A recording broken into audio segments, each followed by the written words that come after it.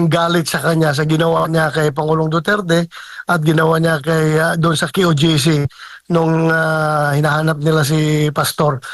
At hindi mawala sa isipan ko yung mga abuso na nangyayari na yun. Panunuhol ng Senate witness. Ano pong masasabi niyo doon, sir? Well, meron din kami piniprepare, no?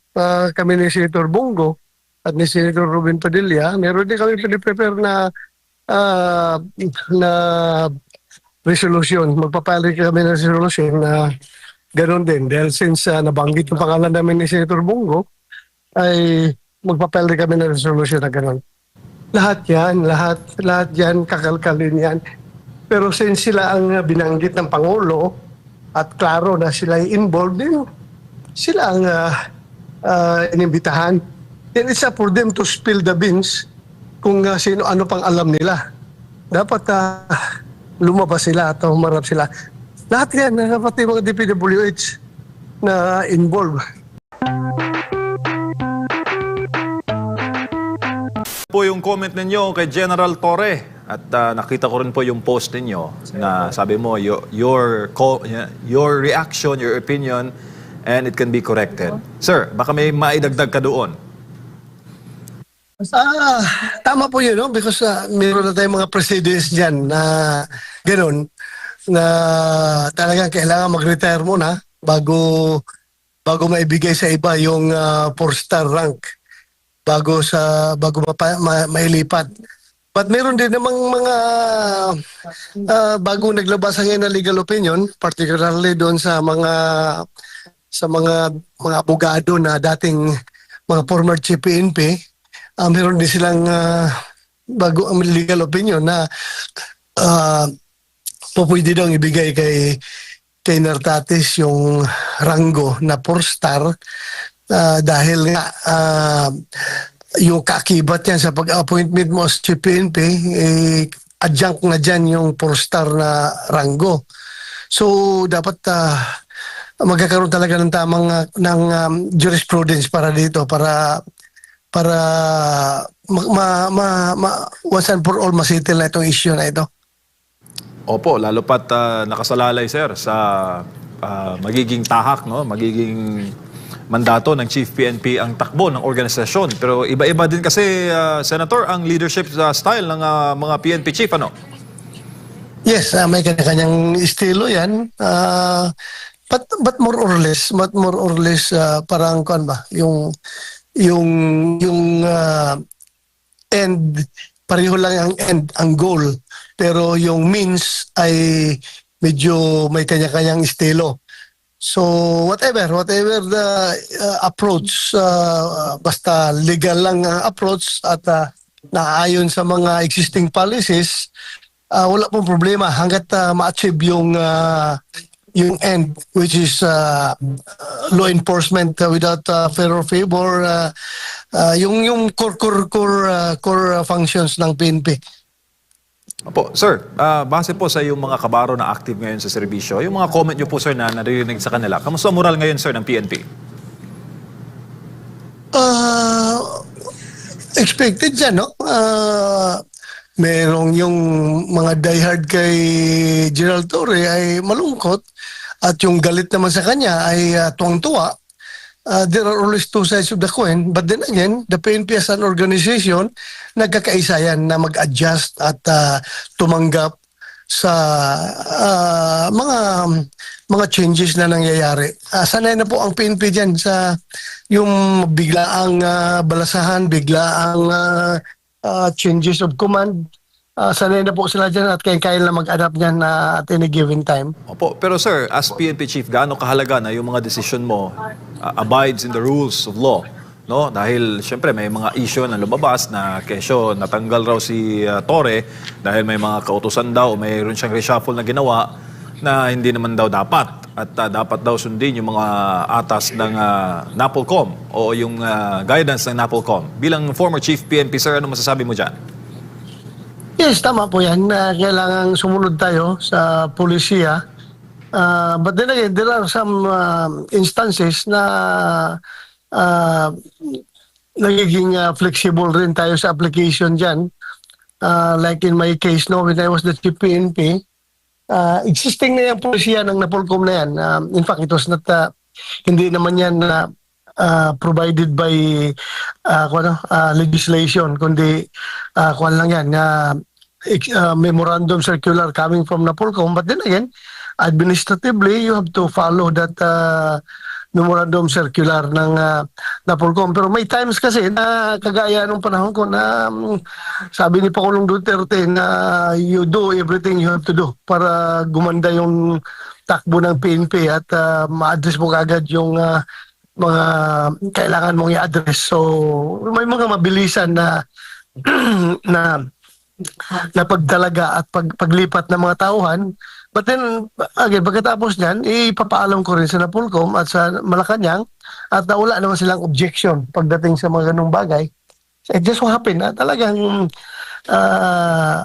yung secretary ng Interior and Local Government naman, which who is incidentally the chairman of Napolcom, is the alter ego of the president. At pag sinabi ng presidente na itong gusto ko, idinirekta sa atin, so wala nang reklamo rin yung sekretary doon sa panahon ko. Pero yun nga, kailangan masunod rin yung polisiya na yan. Kung magkakaroon tayo ng summary... Lalo na kung wala kang, lalo na kung wala kang blessing from the president. Opo, sir, kung magkakaroon tayo ng summary sa mga nangyari kay Torre, yung ginawa niya kay Pastor, ginawa niya kay FPRD, ang posisyon talaga, no? Walang forever, Senator. Oo, totoo yan. Walang forever. As I've said, kung bilang isang chief PNP, naramdaman ko yung naramdaman niya ngayon, naawa ako sa kanya, sa nangyari sa kanya. But then again, it doesn't erase yung aking galit sa kanya sa ginawa niya kay Pangulong Duterte at ginawa niya kay doon sa QOJC nung hinahanap nila si Pastor. At hindi mawala sa isipan ko yung mga abuso na nangyari na yun. Pero sir, bilang Chief PNP, pag inutusan ka ng principal mo na gawin mo to, kahit alam mo labag sa batas, mayroon bang leeway ang Chief PNP na humindi? Depende yan sa principal mo, no? Pag alam mo yung principal mo ay talagang alam ang ginagawa, then at ikaw rin, pag evaluate mo na tama ito, wala akong mabiolate na provision ng konstitusyon dito, wala akong ma-violate na provision ng batas, then I have to do it right away. Pero pag nakita kong malabo ito, hindi ito po pwede, then siguro I will tender my resignation. Sabi ko, sir, hindi ko kaya yan pinapagawa mo, mukhang mali yan. Pwede siguro iutos mo sa iba yan, naalis na ako dito sa pwesto ko, hindi ko masikmura yung pinapagawa mo. So meaning Senator, meron talagang choice. Hindi yung pag inutusan ka kahit mali, wala kang choice, susundin mo. Pwede ka pang tumalikod sa iyong tungkulin, bumaba sa pwesto. Correct. Pwede kang umayaw, pwede kang magpa-relieve, pwede kang magpatanggal sa pwesto mo para basta hindi mo lang ma-violate yung mababiolate mo na batas. Senador, maayong buntag, si Admar po ito. Sir, Yes, Admar. maraming mga pinagmamalaki na programa, itong si Torre, General Torre, kabilang na nga yung 5-minute response, mismo nga nag-demonstrate pa siya sa media at pinakahuliyatan siyang nag-demonstrate sa harap mismo ng Pangulo, nandun din yung kalihim at marami siyang mga pinagmamalaki na kanyang gagawin sa hanay po ng pambansang pulisya to the point na sa isang panayam sinabi ni Secretary Junvic Remulla sa kanya, and I quote, "He's a bulldog, a pit bull. Everyone should be afraid. When you tell General Torre to attack, he attacks." Pero sa isang iglap lang, nawala lang lahat po, Senador. Hindi natabunan nung kanyang mga pagiging mabuting sundalo dito po sa pangyayaring ito. Ganun talaga yan. In every conflict within the circle of the president, kung sino ang papanigan ng Pangulo, siya ang panalo. Kung sino papanigan ng Pangulo, siya ang panalo. So, in that case, I am sure na hindi pinanigan si Tory ng Pangulo, kaya siya natanggal. Ganun lang talaga yan. Hindi siya pinanigan sa kanyang ginawa. So, siya ang natanggal. Opo. Sinabi po ng palasyo na merong inaalok na posisyon laban sa kanya na may malaking role din po. Sa tingin niyo po ba, karapat-dapat pa ba siya na malagay sa posisyon? Considering ganito po yung naging ano sa kanya. Sinapit po niya, meron siyang mga hindi nasunod at yun yung mga pang-aabuso na ginawa po niya, nabagit nyo nga po, hindi matatanggal yung galit po ninyo sa kanya pong ginawa kay former President Rodrigo Duterte, sa kay OJC po. Karapat-dapat pa ba siyang mabigyan ng posisyon po? Considering ito yung sinapit niya dahil sa merong hindi pagsunod, Senador? Kung tayo ang masunod, hindi talaga. Hindi na dapat. Kaso, he serves at the pleasure of the President. Kung gusto ng Presidente na bigyan siya ng pwesto, then wala tayong magawa. Presidente ang masusunod dyan.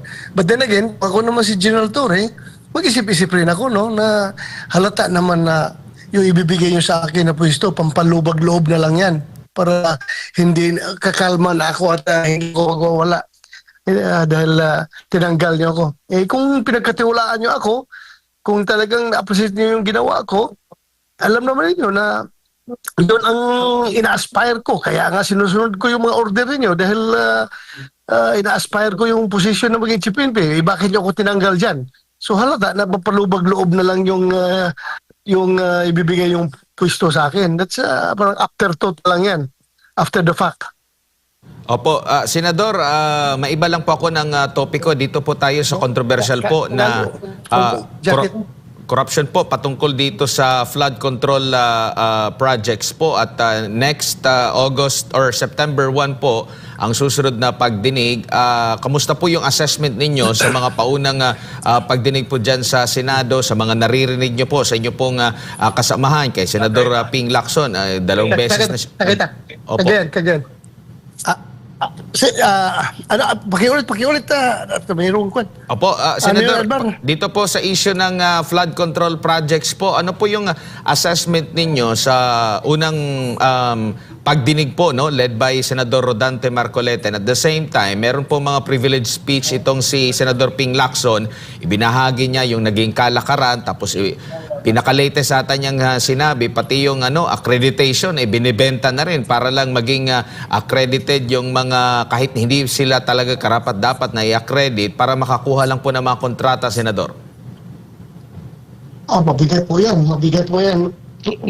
Napakabigat yan. At abangan na lang natin dito sa next hearing kung ano magiging development, no?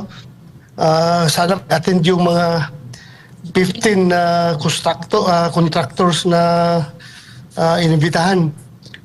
Sana mag-appear sila para makapagbigay sila sa kanilang side, ma-explain nila yung side nila. Opo, pinakauli na lang. Otherwise, masasite in contempt sila at ma-issuean sila ng warrant. So, pero mahirap. nakikita niyo po ba kasi ang puna din nila, bakit mga contractor lang, sila lang po ba ang involved dito? Parang sila yung naiipit lang, baka may elephant in the room pa dito po, Senador. Lahat yan, kakalkalin yan. Pero since sila ang binanggit ng Pangulo at klaro na sila involved din, sila ang inimbitahan. Then it's up for them to spill the beans kung ano pang alam nila. Dapat lumabas sila at humarap sila. Lahat yan, pati mga DPWH na involved. Dito po sa lifestyle check, pero ito po sa mga opisyal lamang po ata sa mga ahensya ng gobyerno, hindi rin po involved kabilang doon sa mga politiko na maaaring involved nga po dito sa anomalya.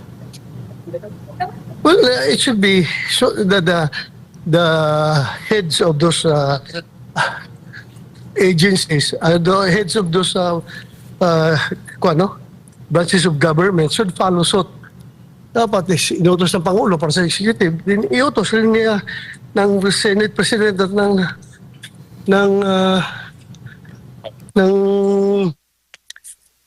ng Speaker of the House yung kanilang gagawing at saka yung yung Supreme Court na Chief Justice, iutos rin nila yan sa kanilang branch of government na magkakaroon din ng ganun lifestyle check. Opo, sir. Last na yun nga topic, sir. Kahapon ay sinampahan po ng ethics complaint si Senator Risa Ontiveros sa issue po ng umano'y panunuhol ng Senate witness. Ano pong masasabi niyo doon, sir? Well, meron din kami piniprepare, no? Kami ni Senator Bongo at ni Senator Ruben Padilla, meron din kami piniprepare na resolution. Magpapali kami ng resolution na ganoon din. Dahil since nabanggit yung pangalan namin ni Senator Bongo, ay magpapali kami ng resolution na ganoon. Opo. Valid ID, Tsaka, please. sir, meron na po bang chairmanship, sir, ang Committee on Ethics and Privileges? Sino pong napupusuan na maging chairman ito, sir? Ay, hindi ko pa kunahan eh. Hindi ko pa alam kung may na-nominate na ba. I-check ko muna. Kung sinong na-nominate doon, na-appoint doon.